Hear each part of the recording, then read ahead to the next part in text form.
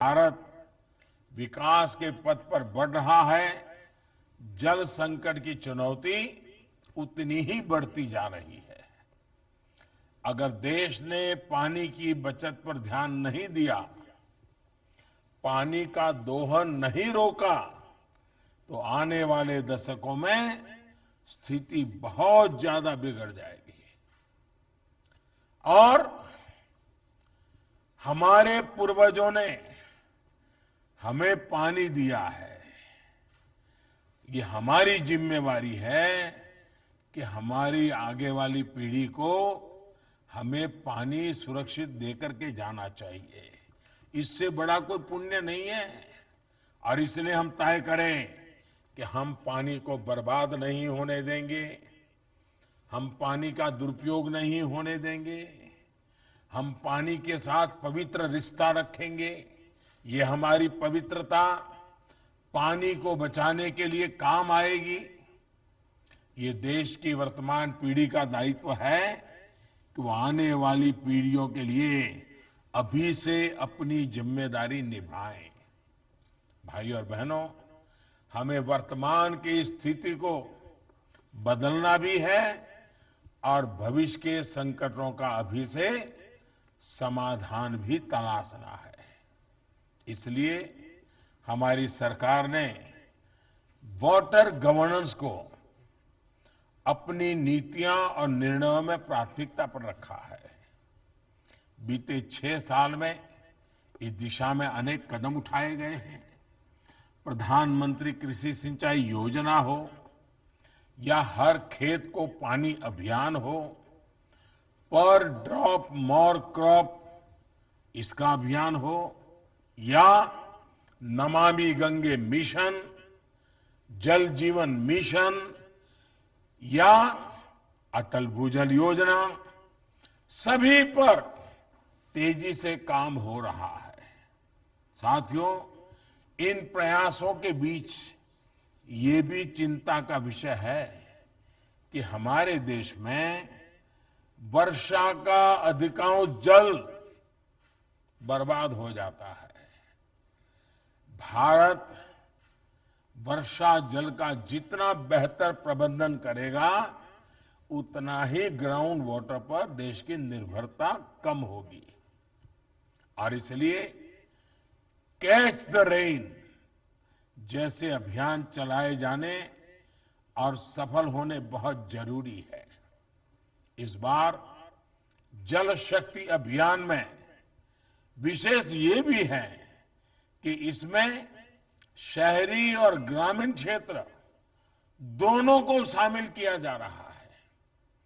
Monsoon आने में अभी कुछ हफ्तों का समय है, इसलिए इसके लिए हमें अभी से पानी को बचाने की तैयारी जोरों पर करनी है। हमारी तैयारियों में कमी नहीं रहनी चाहिए। मॉनसून के आने से पहले ही टैंक्स की, तालाबों की सफाई हो, कुओं की सफाई हो, मिट्टी निकालना हो तो वो काम हो जाए, पानी संग्रह की उनकी क्षमता बढ़ाना है, वर्षा जल बहकर आने में उसके रास्ते में कहीं रुकावटें न हो तो उसको हटाना है। इस तरह के तमाम कार्यों के लिए हमें पूरी शक्ति लगानी है। और इसमें कोई बहुत बड़े इंजीनियरिंग की जरूरत नहीं है। कोई बहुत बड़े बड़े इंजीनियर आकर के कागज पर बहुत बड़ा डिजाइन बना दे, उसके बाद कोई जरूरी नहीं है। गांव के लोगों को ये चीजें मालूम है, वो बड़ी आसानी से कर लेंगे। कोई कराने वाला चाहिए बस। और इसमें टेक्नोलॉजी का जितना ज्यादा से ज्यादा इस्तेमाल किया जाए, उतना ही बेहतर होगा। मैं तो चाहूंगा अब मनरेगा का एक एक पैसा, एक एक पाई बारिश आने तक सिर्फ इसी काम के लिए लगे। पानी से संबंधित जो भी तैयारियां करनी है, मनरेगा का पैसा अब कहीं और नहीं जाना चाहिए। और मैं चाहूंगा इस कैंपेन को सफल बनाने में सभी देशवासियों का सहयोग आवश्यक है। आप सभी सरपंचगण, सभी डीएम, डीसी, मेरे साथियों की भी बहुत बड़ी भूमिका है।